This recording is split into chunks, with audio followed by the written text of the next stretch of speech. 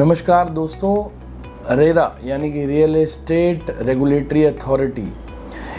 इसके आने के बाद होम बायर्स का कॉन्फिडेंस कितना बढ़ा है, रियल एस्टेट ट्रेड में कितनी ट्रांसपेरेंसी बढ़ी है, ये आपके लिए जानना बहुत ज़रूरी है। कुछ यूज़फुल बातें जो आपको पता होनी चाहिए।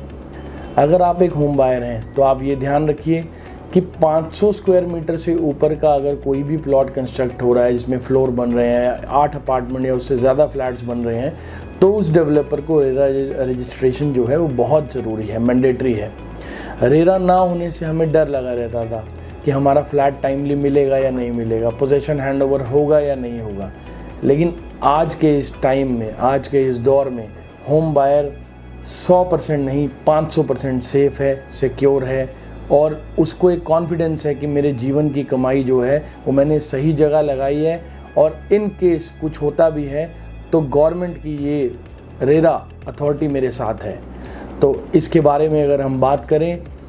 रेरा के अंदर एक चीज़ की और बहुत क्लैरिटी है कि बिल्डर जो पहले की पैसे को इधर उधर दूसरे प्रोजेक्ट में यूटिलाइज़ कर लेता था, अब इसके अंदर एस्क्रो अकाउंट की एक जो है प्रोविज़न है जिसमें बिल्डर को 70% जो है फ़ंड डिपॉजिट कराना पड़ता है और वो फ़ंड वो उस प्रोजेक्ट की कंस्ट्रक्शन में ही यूज़ कर सकता है। इतना ही नहीं, अगर आप घर खरीद रहे हैं किसी डेवलपर से, खरीदने के बाद भी रेरा उस पर वॉच रखता है कि अगर कोई स्ट्रक्चरल डिफेक्ट आ रहा है और 5 साल के अंदर अंदर कोई स्ट्रक्चरल डिफेक्ट है तो वो बिल्डर बाउंड है, पूरी तरह से लाइबल है उसको ठीक कराने के लिए और होम बायर को प्रोटेक्ट करने के लिए।